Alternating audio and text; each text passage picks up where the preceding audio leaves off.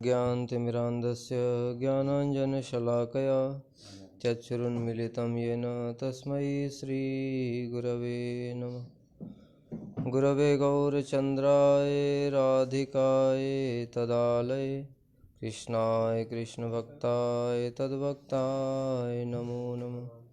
वाञ्छाकल्पतरुभ्यश्च कृपासिन्धुभ्यैव च पतितानां पावनेभ्यो वैष्णवेभ्यो नमो नमः।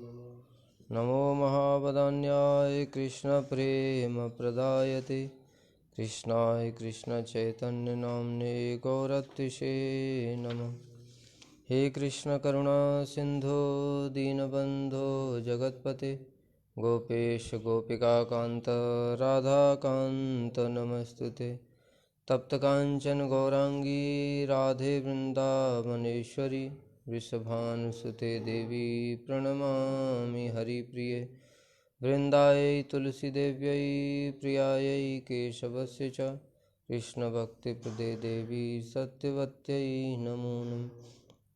श्रीकृष्ण चैतन्य प्रभु नित्यानंद श्री अद्वैत गदाधर शिवासादि गौरभक्तवृंद।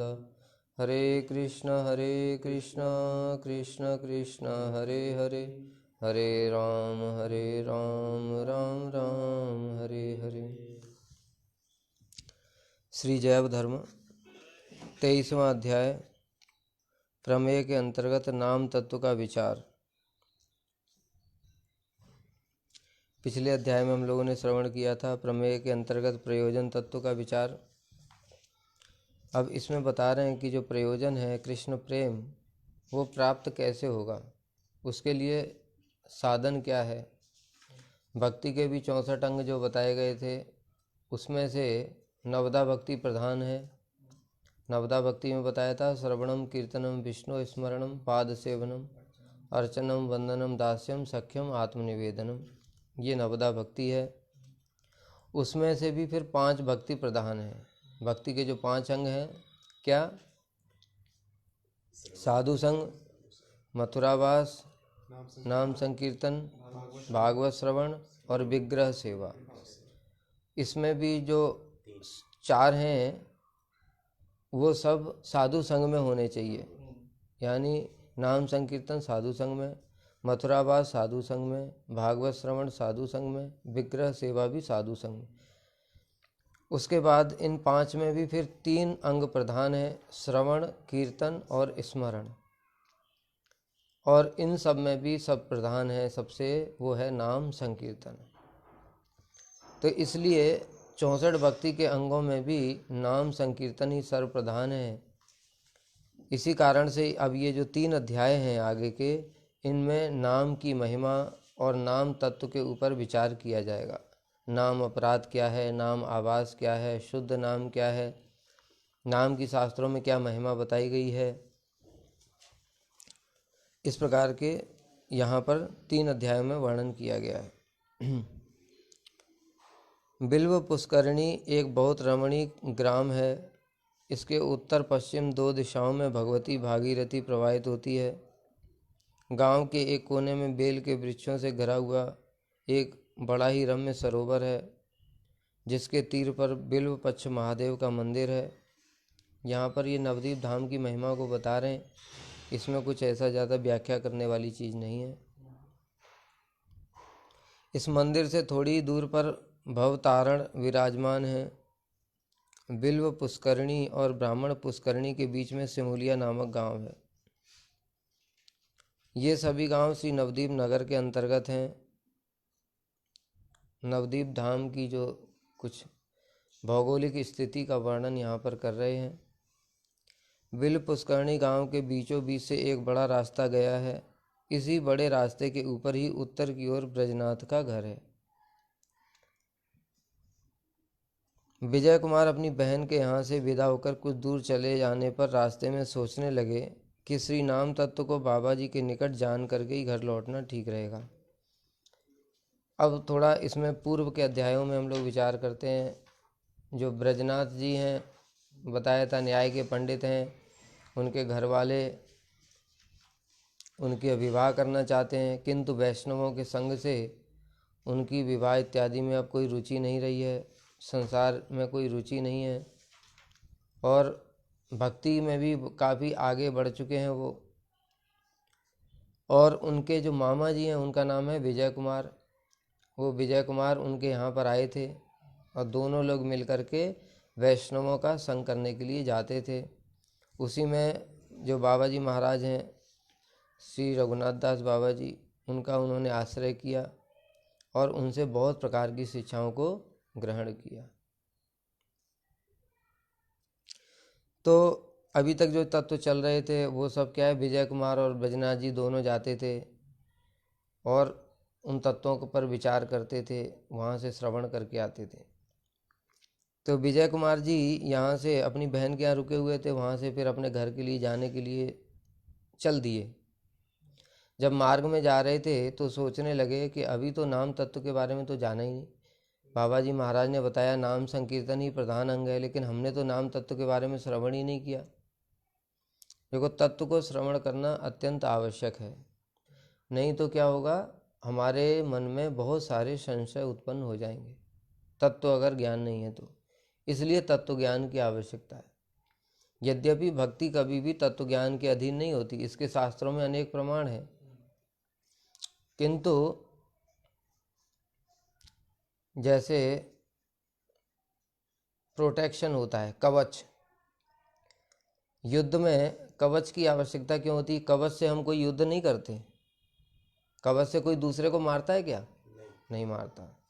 मारता किससे? तलवार से मारता है। युद्ध के लिए तो अस्त्र और शस्त्र चाहिए, किंतु कवच भी आवश्यक है। क्यों? कि अगर दूसरे व्यक्ति ने हमारे ऊपर हमला कर दिया तो हम रक्षा कैसे करेंगे? अगर कवच नहीं है तो सीधे बाण घुस जाएगा और मर जाएंगे।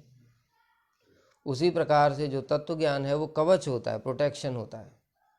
कैसे? देखो, संशय का किस प्रकार से, संशय से हमारी रक्षा करता है कवच, तत्व ज्ञान रूपी कवच। मान लो किसी ने अभी आगे इसके बहुत सारे नाम की महिमा हम लोग सुनेंगे। एक नाम से इतने पाप नष्ट हो जाते हैं जितना एक पापी अपने जीवन भर नहीं कर सकता।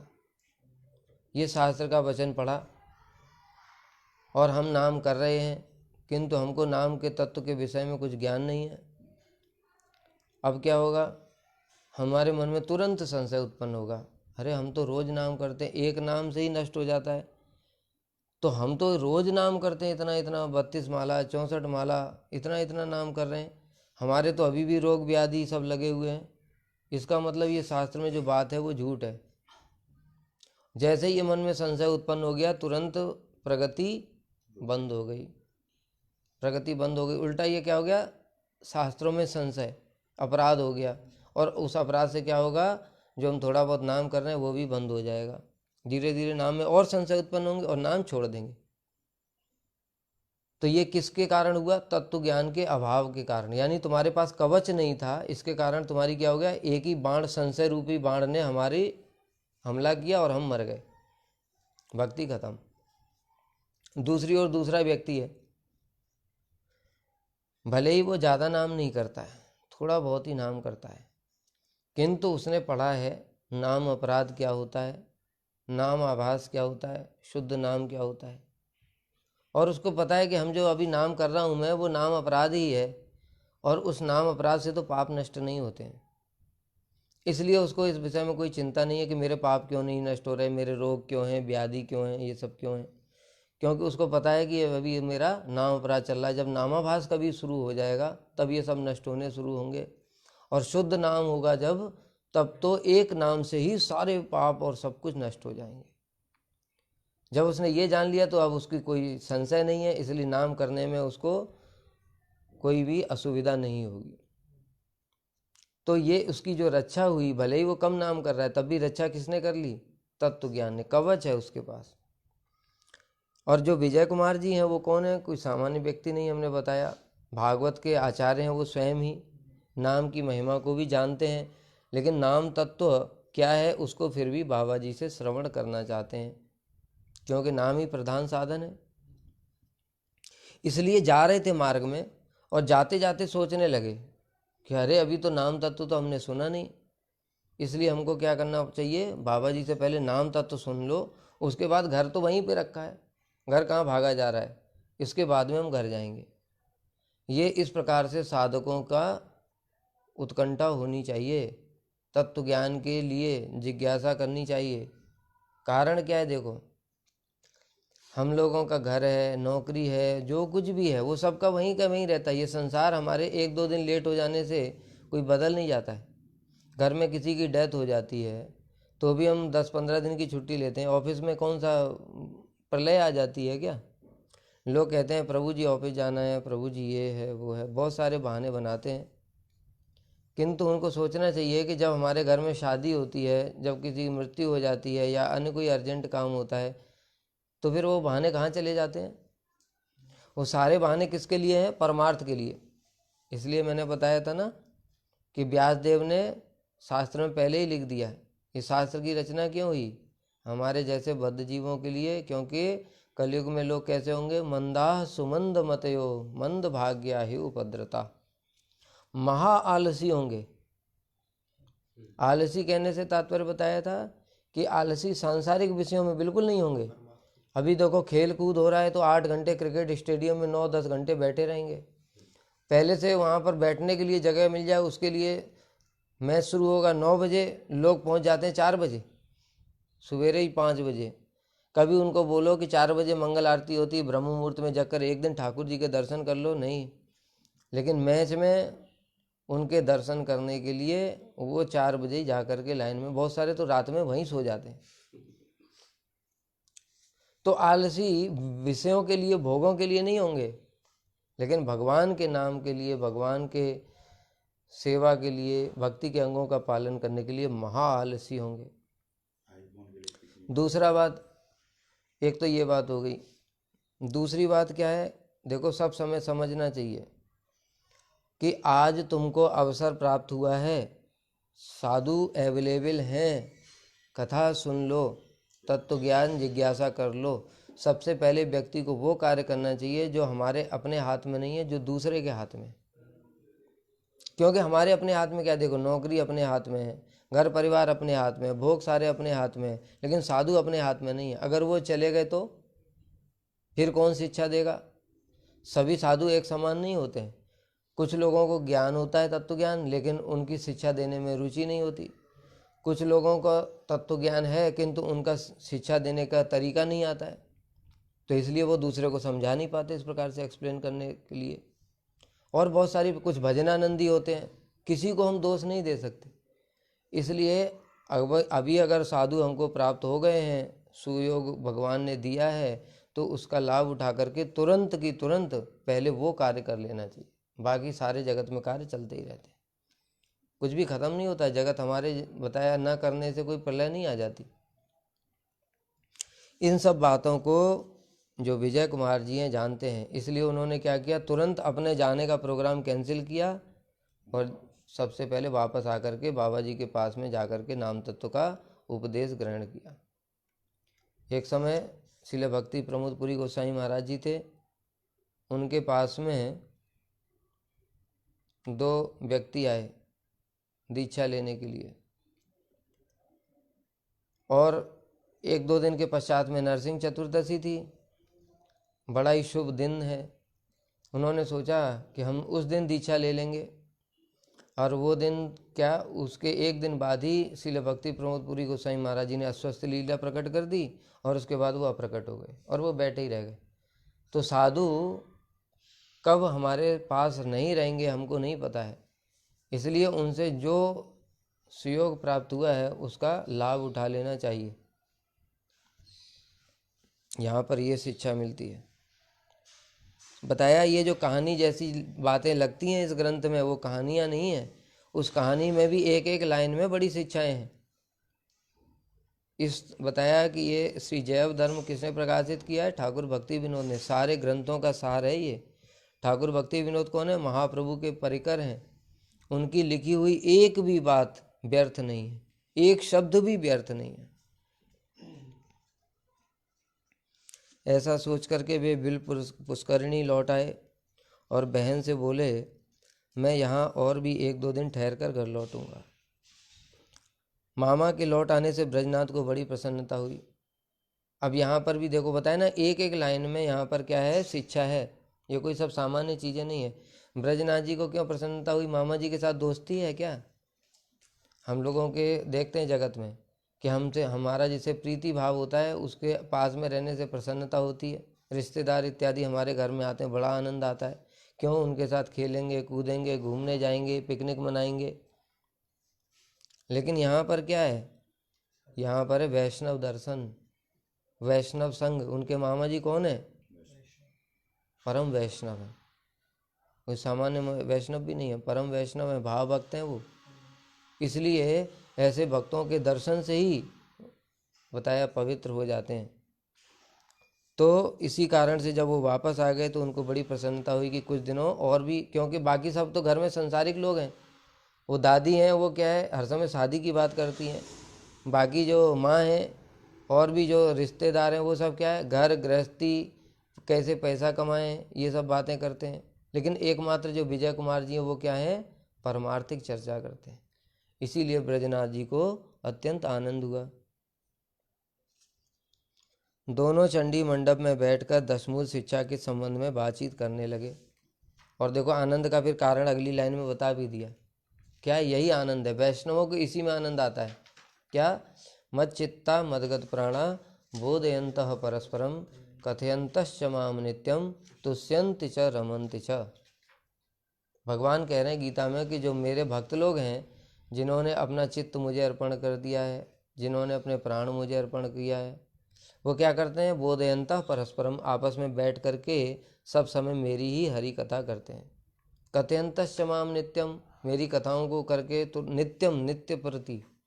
ऐसा नहीं आज किया फिर एक हफ्ते बाद करेंगे, ऐसा नहीं।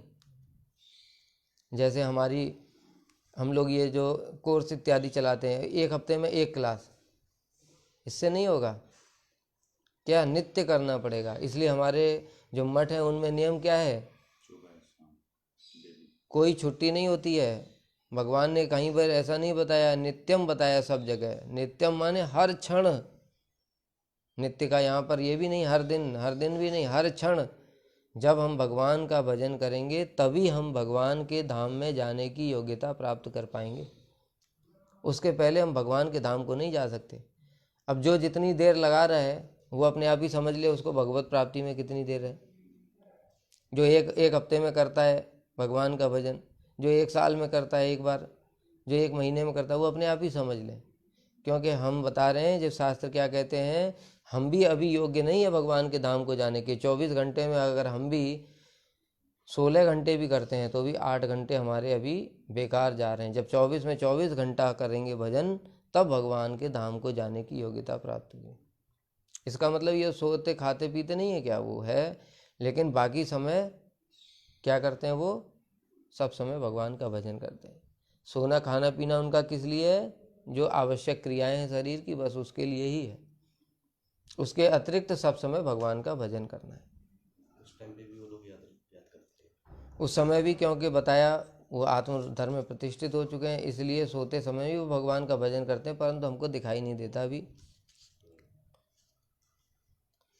तो इसलिए संग करना चाहिए हमको साधुओं का, संसारिक लोगों को। अब देखो ब्रजनाथ जी के घर वालों का संग नहीं करते, अब मामा जी के साथ में रहते हैं और बैठ करके क्या करते हैं? भगवत चर्चा करते हैं। श्री रूप गोस्वामी टेर कदम में रहते थे, श्री सनातन गोस्वामी नंदग्राम में पावन सरोवर के निकट में रहते थे, और दोनों मिलकर के भगवत चर्चा करते थे। बीच बीच में एक दूसरे के पास आते थे और चर्चाएं करते थे। तुमने कौन सा ग्रंथ लिखा है, उस ग्रंथ की चर्चा करते थे, क्या लिखा। इस प्रकार से भगवत चर्चा करते थे और इतने आविष्ट हो जाते थे कि राधा रानी स्वयं उनके लिए आकर के खीर बना करके चली भी गई, उनको पता ही नहीं है। इससे ही भगवान को आनंद होता है और यही भक्ति है। तो इसलिए हमको इस जन्म में नहीं, किसी जन्म में भी ऐसा करना ही पड़ेगा। जगत में भी देखो 5 दिन तो नौकरी होती, 6 दिन नौकरी होती, किसी किसी की 1 दिन छुट्टी होती है। भक्ति जगत में ऐसा नहीं है। भगवान की सेवा करने के लिए कितना लोग सोचते हैं ना, जगत के लोग, क्या संसार से भागे फिरते हो, भगवान को क्या पाओगे? कि तुम लोग तो संसार से भयभीत होकर के यहाँ भागे जंगल में, तुम भगवान को क्या प्राप्त कर लोगे? तुम तो इतने डरपोक हो। तो हम उनको यही बात कहते हैं कि तुम लोग संसार में भी तुमको सब काम सब समय नहीं कर सकते, तुम्हें छुट्टी चाहिए, नहीं छुट्टी मिलेगी तो क्या है, तुम मर जाओगे। हम क्या है 365 दिन और प्रतिदिन ही हमारा वही क्रिया है, कथा कीर्तन आरती सेवा प्रसाद सब कुछ, दिन में 16 घंटे 365 दिन, एक दिन भी छुट्टी नहीं।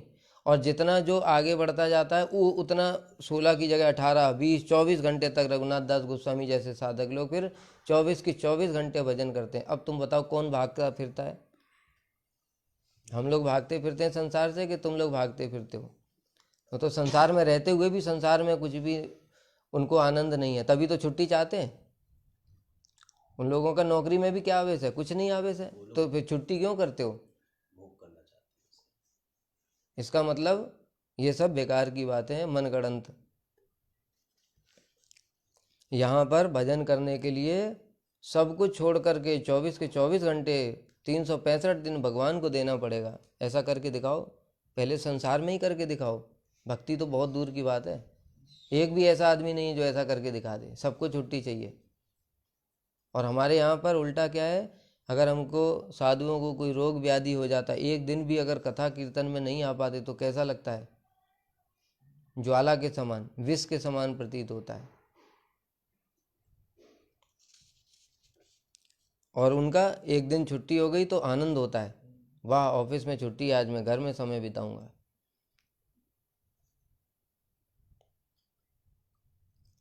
अब तक सूर्यदेव अस्ताचल को जाने की तैयारी कर चुके थे।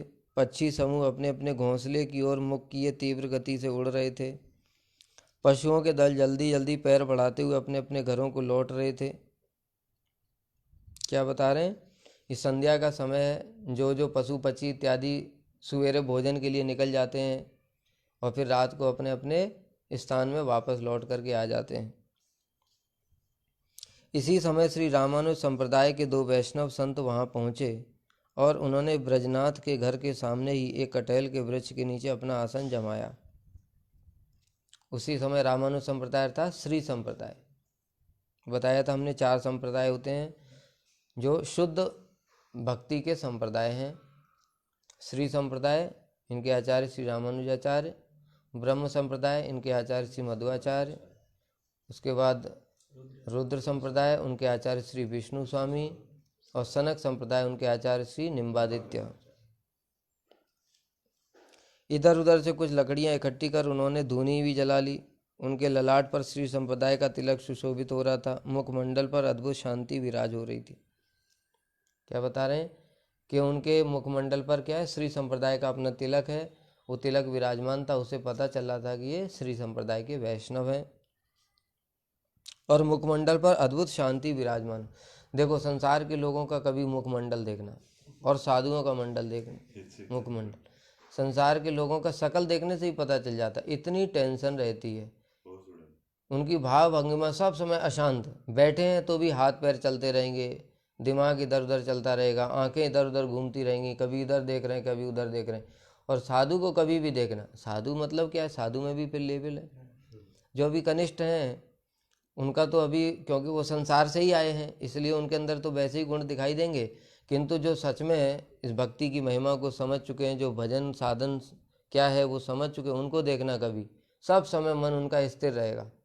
और उनको किसी दुनिया में क्या हो रहा है, इधर बोल रहा है उधर बोल रहा है, क्या कर रहा है कौन कर रहा है, घर में क्या है, कोई मतलब नहीं। बस अपना माला लेकर के चुपचाप, चाहे वो स्टेशन हो, चाहे वो एयरपोर्ट हो, चाहे वो कोई भी स्थान हो, क्योंकि हमको भी कभी कभी स्टेशन पे तो जाना ही पड़ता है ना, रेलवे स्टेशन पे।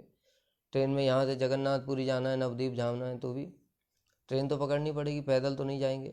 अभी हमारे शरीर वैसे वाले नहीं रहे कि पैदल यात्रा कर लें, पहले के समय में वो भी करते थे, किंतु अभी शरीर उस प्रकार के नहीं है, कमज़ोर शरीर होते जा रहे हैं दिन पे दिन, तो ऐसे ही साधन करना है। लेकिन ट्रेन इंतज़ार करते समय हजारों लोग प्लेटफॉर्म पे, और सब क्या है देखोगे जैसे कैसे कच कच कच कच कच कच, जो चिड़ियाएँ जो होती है ना, पक्षियों का जो स्वभाव होता है, वो एक सेकंड भी शांति से नहीं बैठ सकते, उस प्रकार से लोगों की अशांति सब समय फैली रहती। और साधु को देखना वहाँ बैठ करके आराम से चुपचाप हरि नाम करते रहेंगे, मुखमंडल से ही पता चलता है कि ये परम शांत है।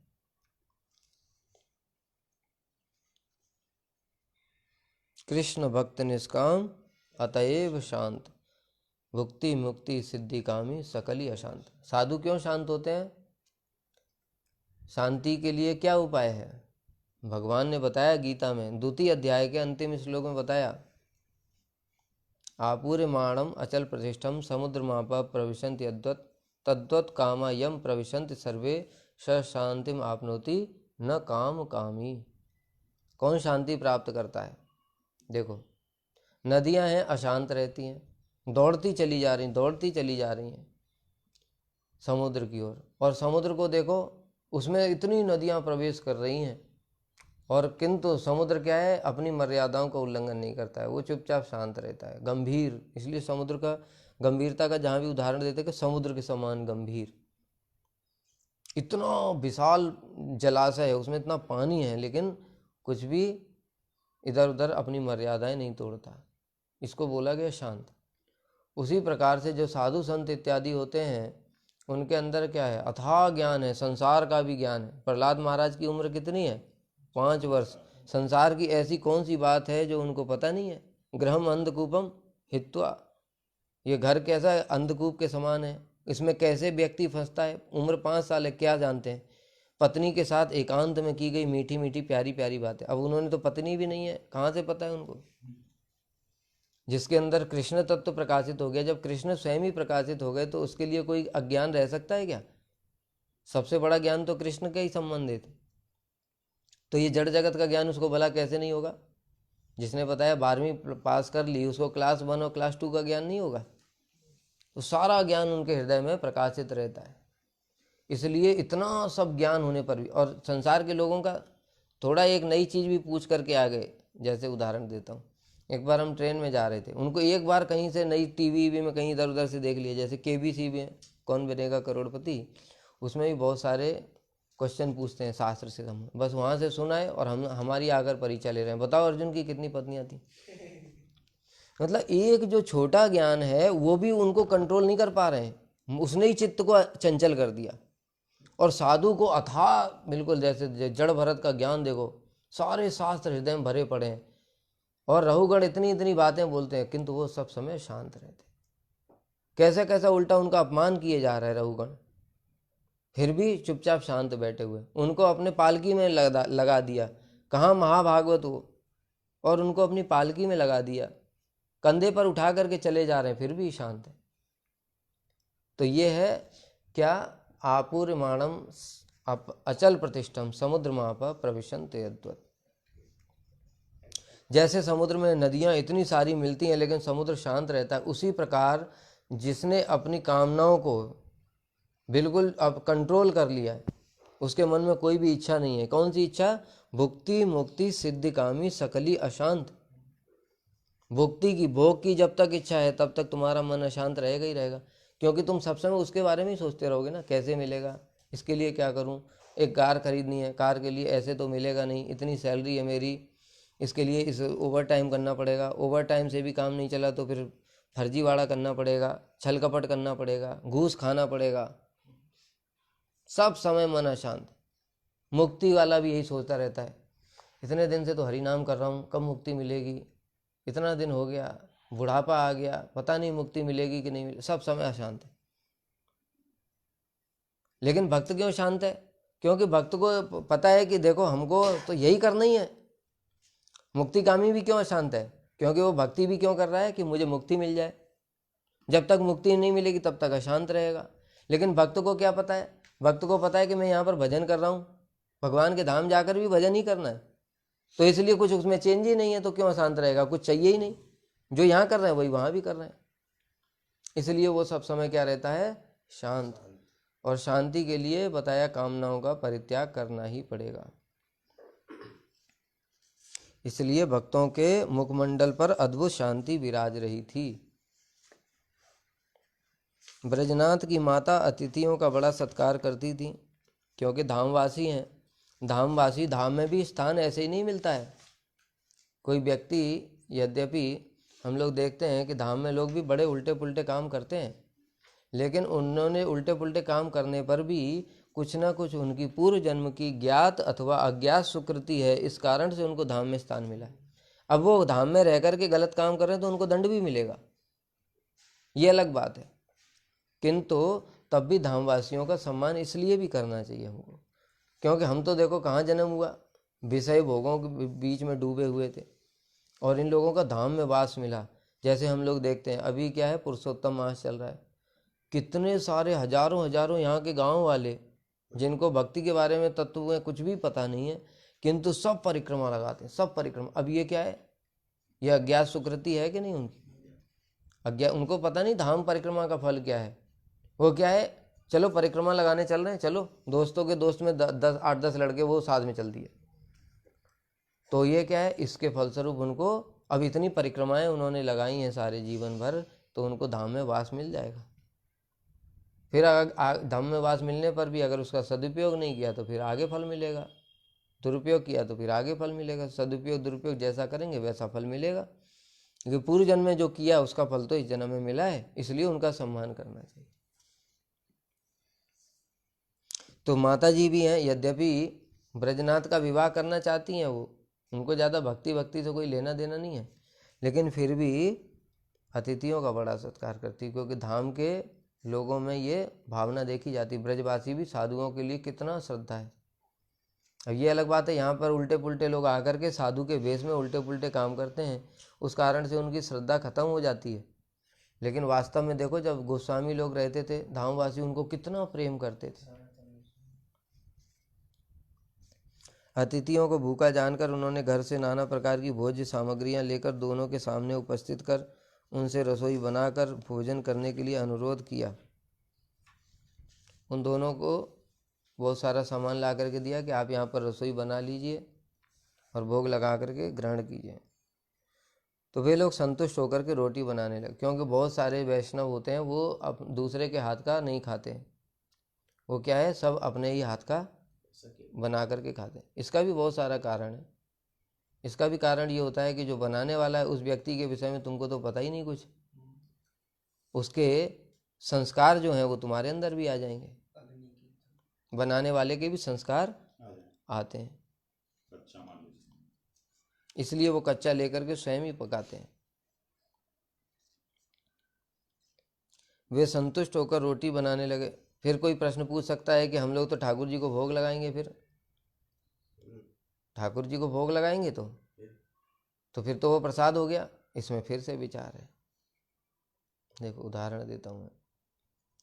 श्री चैतन्य महाप्रभु ने रघुनाथ दास गोस्वामी के लिए बोला, विषैर अन्न खाइल मलिन है मन, मलिन मन न है कृष्णेर स्मरण। अब ये बताओ, रघुनाथ दास गोस्वामी ने 2 वर्ष तक महाप्रभु को निमंत्रण दिया। कैसे निमंत्रण दिया? वो जो पैसे थे उनके पिताजी ने भेजे थे रघुनाथ दास गोस्वामी के लिए। रघुनाथ दास गोस्वामी को अपने लिए एक फूटी कौड़ी भी नहीं चाहिए। उन्होंने क्या सोचा कि इतने सारे वैष्णव लोग यहाँ पर रहते हैं, वो समय समय पर महाप्रभु को निमंत्रण करते हैं, तो मैं भी महाप्रभु को निमंत्रण करूँगा। उससे क्या होगा, मेरे पिताजी की सुकृति बनेगी, मेरे पिताजी का जो धन है वो महाप्रभु की सेवा में लगेगा, उससे उनकी सुकृति बनेगी, उनको भक्ति होगी। 2 वर्ष तक निमंत्रण दिया, 2 वर्ष के पश्चात में निमंत्रण बंद कर दिया।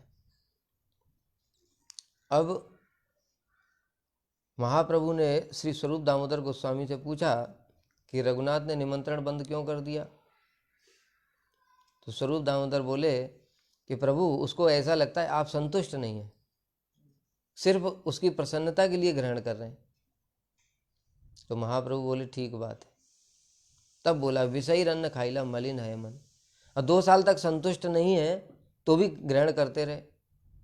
और रघुनाथ दास गोस्वामी को पहले क्यों नहीं बताया उन्होंने? क्यों? क्योंकि अभी जैसे बताया कि साधक जो है अभी बड़ी निम्न अवस्था में है, तो वो गुरु इतनी उच्च बात मन में लेकर के बैठे वो समझ नहीं पाएगा। जैसे गृहस्थ भक्त हैं, हम लोग अगर उनके यहाँ जाएं, अब हम क्या है, मठ में बस 2 रोटी और दाल खाते हैं, उसके अलावा कोई तेल मसाला इधर उधर मिठाई विठाई कुछ नहीं। अब हम गृहस्थ भक्त के यहाँ गए, अब वो बहुत सारी चीज़ें बना करके ले आया। अब अगर हम ग्रहण नहीं करेंगे तो उसका मन खराब हो जाएगा, उसकी श्रद्धा खराब हो जाएगी। गुरुजी मेरे हाथ का लेते नहीं है, गुरुजी के मन में कुछ भेद बुद्धि है, वो खिलाता है तो ले लेते हैं, मैं खिलाता हूँ तो नहीं लेते, इसका मतलब मुझे प्रेम नहीं करते। 50 प्रकार के संशय उत्पन्न हो जाएंगे। इसलिए गुरु जी क्या करते हैं, सब ग्रहण कर लेते हैं, यद्यपि वो तो स्वयं विरक्ति हैं।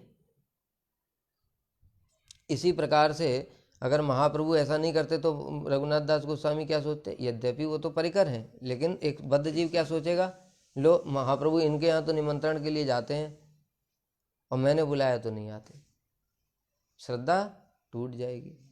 इसलिए 2 साल तक चुप रहे।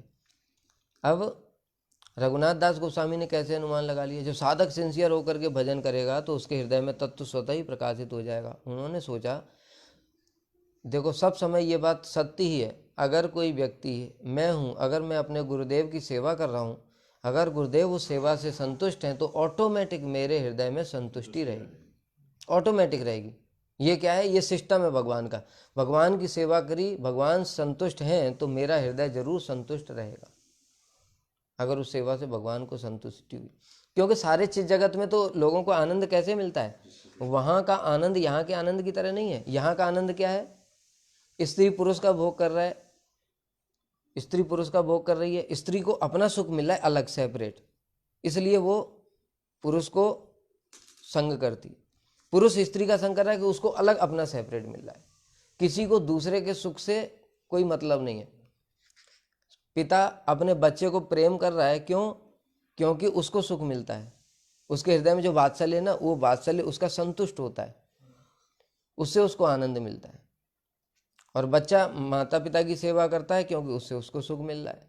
तो सबके सुख इंडिपेंडेंट हैं, लेकिन चित्त जगत में ऐसा नहीं होता है। चित्त जगत में सबका सुख कृष्ण पर डिपेंडेंट होता है। अर्थात कृष्ण की सेवा की, कृष्ण को जितना आनंद होगा उतना ही अपने आप ऑटोमेटिक सेवा करने वाले को हो जाता है। सारे चीज जगत में यही सिस्टम है। वहाँ अपना स्वसुख की कामना नहीं होती। जो स्वसुख की जब तक कामना है, हम चीज जगत में जा ही नहीं सकते। तो फिर जब अब स्वसुख की कामना नहीं तो क्या सुख नहीं मिलेगा, और सुख नहीं मिलेगा तो फिर वहां जाएगा ही क्यों।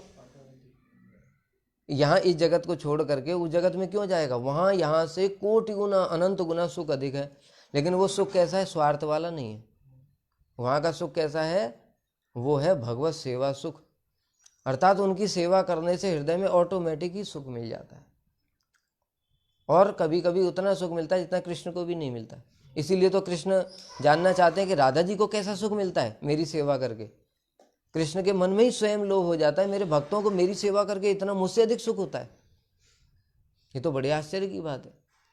तो इस बात को हम अपनी बुद्धि से इस जगत के लोग कोई भी समझ ही नहीं सकते, क्योंकि यहाँ सुख क्या है, स्वार्थ पर है, और वहां पर सुख क्या है, भगवत सेवा पर है। इसलिए रघुनाथ दास गोस्वामी किसकी सेवा कर रहे हैं, महाप्रभु की। महाप्रभु कौन है, कृष्ण है। कृष्ण अगर संतुष्ट हैं तो हृदय में ऑटोमेटिक ही आनंद होगा, लेकिन ऐसा होता नहीं है। तो रघुनाथ दास गोस्वामी समझ गए प्रभु संतुष्ट नहीं है, क्योंकि अगर वो संतुष्ट होते, इसी प्रकार से हम समझ लेंगे, अगर गुरु संतुष्ट नहीं है सेवा से तो हमें सुख नहीं होगा, संभव नहीं। लेकिन अभी हम बद्ध अवस्था में तो उसका पूरा अनुमान नहीं लगा सकते, क्योंकि हमारा सुख और दुख, कई सारे अनर्थ हैं, अपराध हैं, वो सब मैटर भी करते हैं। लेकिन सेवा करके जरूर आनंद होगा, भले ही बाद में भले ही हमको सुख दुख रोज मिल रहे हैं, रोग व्याधि सब हैं, वो तो एक अलग चीज हो गई, क्योंकि हमारे अनर्थ भी हैं, अपराध भी हैं। लेकिन गुरु जी की सेवा करके अगर गुरु जी संतुष्ट हैं तो उस समय हमारे अंदर सुख होगा ही होगा, हृदय में अपने आप आनंद होगा, चाहे वो बोलें चाहे ना बोले।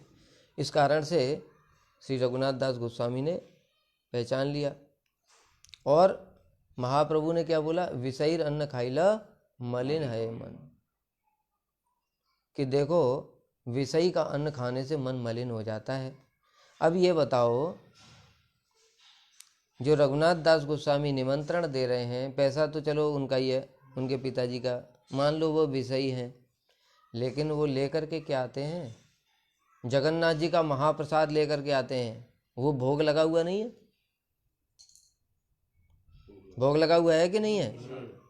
एक तो जगन्नाथ जी के प्रसाद की विशेष विशेष महिमा है, ऊपर से वो कौन देवी हैं, विमला देवी, उनको लगा करके महाप्रसाद हो गया। तो ये जो महाप्रसाद है, जिसकी जगन्नाथ जी ने स्वयं ही शास्त्रों में इतनी महिमा को वर्णन किया है, वो फिर विषयी का अन्न कैसे हुआ। लेकिन यहाँ पर तो बोल रहे हैं महाप्रभु, और महाप्रभु कौन है? वही कृष्ण है, वही जगन्नाथ है। तो झूठ भी नहीं बोल सकते वो। इसका मतलब क्या हुआ? अधिकार की बात होती है। इसलिए हमको ये नहीं सोचना चाहिए कि हमने तो भोग लगा दिया तो उसका संस्कार हमारे अंदर कैसे आ सकता है। हमारे अधिकार के अनुसार, जब तक हमारे अंदर वो प्रसाद बुद्धि नहीं होती, कैसी बुद्धि है? आटा, दाल, चावल, रोटी, सब्जी, ये सब बुद्धि है, तब तक क्या है, फिर वो सब क्रियाएं हमारे ऊपर चलेंगी। जब हमारी धीरे धीरे जब प्रसाद बुद्धि हो जाती है और यह पूर्ण रूप से विश्वास भी हो जाता है, जैसे हम लोग क्या मंत्र पढ़ा, ये भी मन में संशय रहता है, पता नहीं ठाकुर जी ने ग्रहण भी किया कि नहीं। अब ठाकुर जी ने ग्रहण किया कि नहीं ये संशय है, तो फिर तुम्हारे अंदर विषयी का संस्कार क्यों नहीं आएगा? लेकिन जिसको पूर्ण रूप से विश्वास है ये ठाकुर जी ने ग्रहण किया, ये महाप्रसाद है, उसके अंदर लेस मात्र भी किसी का संस्कार नहीं आएगा। इसलिए अपने अधिकार के अनुसार ही यहाँ सब विचार हैं, धीरे धीरे समझ जाओगे।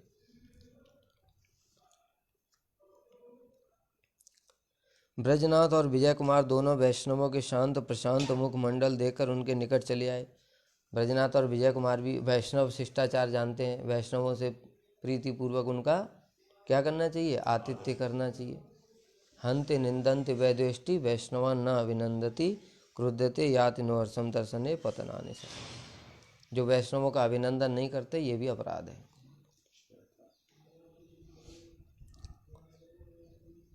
इसलिए उनको देख करके उनके निकट में गए कि बातचीत कुछ करना चाहिए। ब्रजनाथ और विजय कुमार के गले में तुलसी माला और शरीर में 12 तिलक देखकर दोनों वैष्णव संत बड़े प्रसन्न हुए और अपने कंबल को भी और चौड़ा बिछाकर उसके ऊपर उन्हें बड़े सम्मान से बिठाए। वो दोनों वैष्णवों ने भी देख लिया कि ये दोनों भी वैष्णव हैं, इसलिए उनके लिए स्वागत के लिए अपना कंबल को ही चौड़ा कर दिया और उसका आइए आप आसन ग्रहण कीजिए। देखो यही है, वैष्णवों को कोई बहुत ज़्यादा बड़ी चीज़ नहीं चाहिए कि उनको मर्सिडीज़ गाड़ी में घूमना है, बड़े बड़े महल में रहना है, तभी हम तो गरीब हैं, हम वैष्णवों की सेवा कैसे कर पाएंगे। वैष्णवों की सेवा के लिए इन सब चीज़ों की कोई आवश्यकता नहीं है। कुछ नहीं है तो उनको आप प्रेम पूर्वक बिठा करके आसन ही दे दो। आसन तो सबके घर में होता ही है, कपड़ा तो होगा एक, बस उनको बिछा दो प्रेम पूर्वक। एक जल दे दो, पानी तो सभी पीते ही हैं कि प्यासे मर रहे हैं। ये 2 चीज़ें तो सब जगह ही होती हैं, चाहे कितना भी गरीब हो। तो वैष्णव लोग बस उससे ही संतुष्ट हैं। और क्या वो तुम्हारे घर में खाने पीने के लिए थोड़ी आए। महद विचलनम नृणाम ग्रहणाम दीन चेतसाम निःश्रेयसाय भगवन नान्यथा कल्पते क्वचित। क्या बता रहे हैं? श्री नंद महाराज ये बात कह रहे हैं गर्गाचार्य मुनि को कि आप जैसे जो महापुरुष हैं वो हमारे जैसे दीनहीन ग्रस्तों के घर में क्यों आते हैं? हमारे कल्याण के लिए ही आते हैं एकमात्र, उसके अतिरिक्त उनका अन्य कोई भी प्रयोजन नहीं होता। उनका परिचय प्राप्त करने के उद्देश्य से ब्रजनाथ ने पूछा, महाराज आप लोग कहाँ से आ रहे हैं? दोनों में से एक बाबा जी ने उत्तर दिया, हम लोग अयोध्या जी से आ रहे हैं, श्री संप्रदाय के हैं। उसमें श्री संप्रदाय की एक ब्रांच है, रामानंदी संप्रदाय, वो क्या है, उनकी एक ब्रांच है। इसलिए उन लोगों ने बताया कि वो रामानंदी जो वैष्णव होते हैं वो राम जी के भक्त होते हैं, तो अयोध्या जी के दर्शन करके आ रहे हैं। हो सकता है नारायण के ही भक्त हों तो भी कोई असुविधा नहीं है। सभी भगवान की जितनी भी लीला स्थलियाँ हैं, कोई भी संप्रदाय का हो, वो सभी दर्शन करते ही हैं, क्योंकि भगवान की लीला स्थली हैं। हम लोग भी सब जगह जाते हैं, बद्रीनाथ और सब जगह हमने तो दर्शन की, रामेश्वरम, पुरी, द्वारका। हमारी बहुत दिनों से इच्छा हो रही थी कि श्री चैतन्य महाप्रभु की लीला भूमि श्री नवदीप धाम का दर्शन करें। विशेष रूप से कलयुग में श्री नवदीप धाम की बहुत बहुत महिमा है, सभी वैष्णव लोग को पता है। इसलिए चारों आचार्य वहाँ पर नवदीप धाम में दर्शन के लिए आए, श्री रामानुजाचार्य, श्री मध्वाचार्य, श्री विष्णु स्वामी, श्री निम्बादित्य। हम यहाँ पर कुछ दिन रहकर श्रीमन महाप्रभु की लीला स्थलियों का दर्शन करना चाहते हैं। क्यों दर्शन करना चाहते हैं, उससे लाभ क्या है? हमने बताया था कि जो भगवान की लीला स्थलियाँ हैं वो भी क्या है, सामान्य नहीं है। भगवान का धाम, भगवान का आसन, शैया, छत्र, चामर, वस्त्र, शस्त्र, ये सब क्या है, बलदेव प्रभु के प्रकाश हैं। ये कोई साधारण नहीं है, ये बलदेव प्रभु के प्रकाश हैं। तो जो बलदेव प्रभु हैं वही कौन है, अखंड गुरु तत्व हैं। सारे गुरु कहाँ से प्रकट होते हैं? बलदेव प्रभु से प्रकट होते हैं। और आकर के हमारे ऊपर कृपा करके जाते हैं। तो वही जो बलदेव प्रभु के प्रकाश हैं धाम, वो हमारे ऊपर कृपा करके भक्ति प्रदान नहीं करेंगे? उनके अंदर इतनी शक्ति है भक्ति प्रदान करने की, इसीलिए हम लोग धाम में दर्शन करने के लिए जाते हैं। और हमारा तो अधिकार बहुत ही निम्न है, लेकिन जो हमारे जो महापुरुष लोग हैं उनमें से बहुत सारे प्रभुपाद जी के ऐसे बहुत सारे शिष्य थे जो कि धाम में कभी जूता चप्पल नहीं पहनते थे। क्यों? कहते थे वो बलदेव प्रभु के प्रकाश है। हम कहते धाम में चप्पल जूता पहने, धाम में कार से भी नहीं जाते थे, बाहर ही उतर जाते थे। श्री भक्ति सारंग गोस्वामी महाराज, अनेक सारे श्री भक्ति हृदयवन गोस्वामी महाराज धाम में कभी जूता चप्पल नहीं पहनते थे। क्यों? क्योंकि उनको उस तत्व की उपलब्धि है, हमको अभी तत्व की उपलब्धि नहीं है। हम तो अनर्थग्रस्त जीव हैं। हमको क्या दिखता है? वही कूड़ा करकट, नाली, गंदगी, सुअर, बंदर। लेकिन जैसे जैसे हमारा अधिकार उन्नत होगा तो हमको भी ये उपलब्धि होगी कि धाम कौन है? साक्षात बलदेव प्रभु के प्रकाश हैं और हमको भक्ति प्रदान करने में समर्थ हैं। इसलिए हम फिर धाम में कोई उल्टा पुल्टा काम नहीं करेंगे। अभी तो हम कहीं भी थूक दिया, कहीं कुछ मलमूत्र त्याग कर दिया, कुछ भी कर देते हैं। इसलिए लीला स्थलियों का दर्शन करना चाहिए। ब्रजनाथ ने कहा, आप लोग नवदीप धाम में ही पहुंच गए हैं। आज आप लोग यहीं विश्राम कर श्रीमन महाप्रभु जी का जन्म स्थान और श्रीवास अंगन का दर्शन करें। उन्होंने कहा कि आप लोग बड़े सौभाग्यशाली हैं, नवदीप धाम में ही हैं आप, और आज आप लोग श्री महाप्रभु जी का जन्म स्थान, योगपीठ और श्री श्रीवास आंगन, जहाँ पर महाप्रभु ने संकीर्तन रास का आस्वादन किया, उस स्थान का दर्शन करें। ब्रजनाथ की बात सुनकर के वे दोनों वैष्णव बड़े आनंदित हुए और गीता का यह श्लोक पाठ करने लगे। यद गत्वा न निवर्तन्ते तद्धाम परमम। अब धाम की महिमा बता रहे हैं। गीता में भगवान क्या कह रहे हैं? न तद भासयते सूर्यो न शशांको न च पावकः यद गत्वा न निवर्तन्ते तद्धाम परमम मम। हे अर्जुन, जो मेरा धाम है वो सूर्य के द्वारा प्रकाशित नहीं है। हमारा देखो ये सब सूर्य के द्वारा प्रकाशित है, वो चंद्र के द्वारा भी प्रकाशित नहीं है। हमको रात को रोशनी कौन देता है? चंद्र देता है, दिन में सूर्य देता है। अभी तो ये लाइट फाइट बन गई है, इलेक्ट्रिसिटी, करंट, पहले तो नहीं था। तब क्या है? सूर्य और चंद्र पर ही निर्भर थे सब। न तद्भात सूर्य न शशांको न च पावक। अग्नि के द्वारा भी प्रकाशित नहीं है। पहले फिर लोग क्या करते थे? रात में अगर कुछ रोशनी चाहिए तो अग्नि जलाते थे, तो वो अग्नि के द्वारा भी प्रकाशित नहीं है। किससे प्रकाशित है? वो भगवान के अपने तेज से प्रकाशित है। भगवान का धाम भगवान के तेज से प्रकाशित है। और यदगत्वा न निवर्तन्ते तद्धाम परमम मम, जहाँ जा करके फिर लौटना नहीं पड़ता। तो तुम लोग सोचोगे तो ये नवदीप धाम, ये वृंदावन धाम, यहाँ भी तो सूर्य और चंद्रमा आते हैं तो लाइट देते हैं। तभी कहते ये वो धाम नहीं है जो तुमको दिख रहा है। बताया था हमने, धाम के 3 स्वरूप होते हैं, एक प्रकट, एक अप्रकट, एक दृश्यमान। धाम का पहला प्रकाश प्रकट प्रकाश। प्रकट प्रकाश क्या होता है? जब भगवान इस जगत में आते हैं, अपनी प्रकट लीला करते हैं, उस समय जो धाम का जो स्वरूप है, जैसे बता रहे हैं कि वृंदावन में क्या है, रास के समय में, रात्रि का समय है, शरद काल है, उसमें गुलाब खिले हुए हैं रात्रि के समय। अन्य अन्य ऋतुओं के जो ग्रीष्म इत्यादि ऋतु हैं, बसंत ऋतु, उन सब के भी फूल खिले हुए एक साथ, उन सबको सभी लोग दर्शन कर सकते हैं। तो भगवान जब आते हैं, प्रकट लीला करते हैं, तो भगवान, उनके परिकर, उनके धाम सभी को दर्शन होता है। इसको कहते हैं प्रकट प्रकाश। अप्रकट प्रकाश क्या होता है? जब भगवान अप्रकट हो जाते हैं तो जो धाम है उसकी जो प्रकाश है, उसकी जो महिमा है, वो क्या है? अब सभी को सामने अप्रकट हो जाती है, अब कोई नहीं देख सकता। केवल विशेष भाग्यशाली जीव जो उनके शुद्ध भक्त हैं। कौन से? प्रेमान जन चुरित भक्ति विलोचने न संतः सदैव हृदय सुबिलो। जो महाभागवत जन है वो क्या है? वो इस समय भी राधा कृष्ण की लीलाओं का यहाँ पर दर्शन करते हैं। ये अप्रकट हो गया। और तीसरा हो गया दृश्यमान प्रकाश, जो हम बद्ध जीव देख रहे हैं। क्या? नाली, सुअर, गंदगी, कूड़ा करकट और गाली गलौज, खंडर, तो हमारे सामने अभी दृश्यमान प्रकाश है। इसी कारण से हमको दिखाई दे रहा है कि यह सूर्य निकला तो ये उजाला हो गया, जब सूर्य डूब गया, अस्त हो गया, तो अंधेरा हो गया। हमको जो उजाला अंधेरा दिख रहा है, ये क्या है? हमारी आंखें माया ने ढक दी हैं, इसलिए हमको दृश्यमान प्रकाश दिखाई दे रहा है। लेकिन वास्तव में जो धाम होता है, वो धाम स्वतः प्रकाशित है। धाम बताया क्या? बलदेव प्रभु। बलदेव प्रभु को क्या सूर्य और चंद्रमा प्रकाशित करेंगे क्या? उनके प्रकाश से तो ये सारे जगत हैं।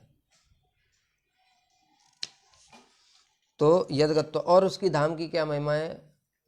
इस जगत में जो 14 लोकों का जो ब्रह्मांड है, इसके लिए गीता में भगवान ने बताया, आ ब्रह्म भुवनान लोका पुनरावर्तिनो अर्जुन मामुपेति तो कौन्ते पुनर्जन्म न विद्यते। यहाँ से लेकर ब्रह्मलोक तक, ब्रह्मा जी तक भी जितने भी जीव हैं वो सब पुनरावृत्ति वाले हैं। अर्थात इन्होंने अच्छे कर्म किए, 100 जन तक वर्णाश्रम धर्म पालन किया तो ब्रह्मा बन गए, 100 अश्वमेध यज्ञ कर लिए तो इंद्र बन गए, जब उसका फल खत्म हो गया तो यहीं आ गए, फिर कर्म करेंगे। पुनरावृत्ति वाले सब। किंतु मामुपेत्य, मेरे को प्राप्त करने पर फिर पुनर्जन्म नहीं होता। वही कह रहे हैं यहाँ पर, यदगत्वा न निवर्तन्ते, जहाँ जाकर न निवर्तन्ते, लौटना नहीं पड़ता, वो क्या है? तद्धाम परमम मम, वो मेरा परम धाम है। इसलिए आज हमारा जीवन धन्य हो गया कि सप्तपुरियों प्रधान श्री माया तीर्थ का दर्शन कर हम धन्य हो गए। जो 7 पुरियां उसमें से श्री मायापुरी भी है।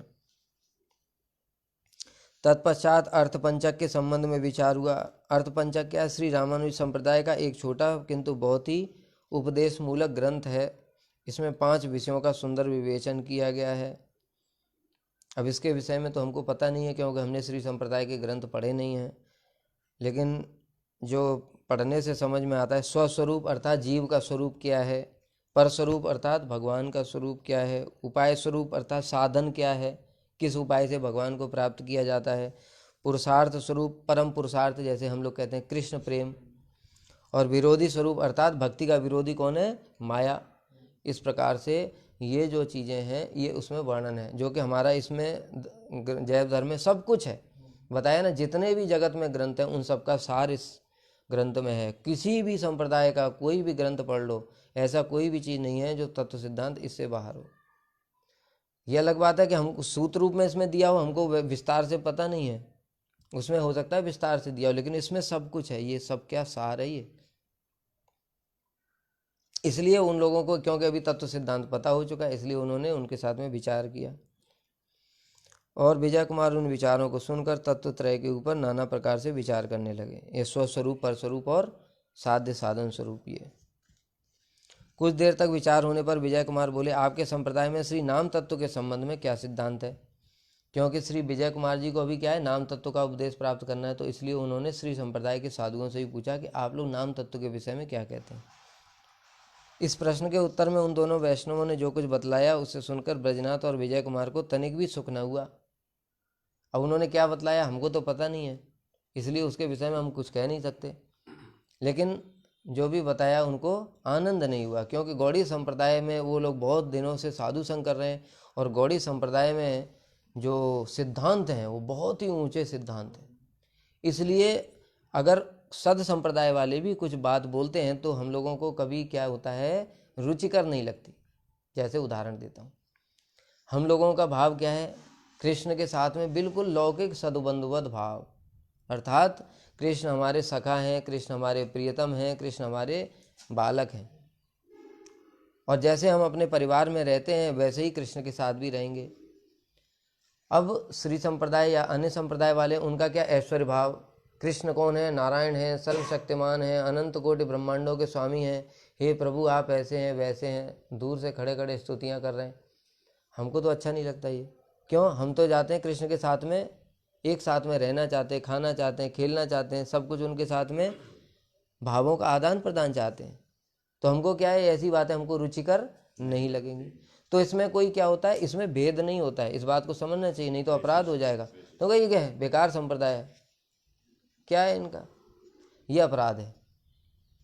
एक तो हमको तो विषयी लोगों को भी निंदा करने के लिए शास्त्र में मना किया गया है। ये तो सत संप्रदाय है, अपने अपने अधिकार के अनुसार हैं। भगवान ही अनेक प्रकार के रसों का आस्वादन करने के लिए नारायण है, नरसिंह है, वामन है, कृष्ण ही तो है वो सब। केशव धृता नरहरि रूप, केशव धृता वामन शरीर, केशव धृता कूर्म शरीर, केशव कृष्ण ही तो ये सारे रूप धारण किए। उन कृष्ण के ही अवतारों की तुम निंदा करना शुरू कर दिया, ये क्या हो गया, अपराध हो गया। इसलिए हमको ऐसा नहीं सोचना चाहिए। अपने अपने अधिकार के अनुसार उनके वहाँ भी परिकर हैं, तो वो क्या भगवान को प्रिय नहीं है क्या? जो वैकुंठ में जो ऐश्वर्य भाव के परिकर हैं को क्या वो प्रिय नहीं है?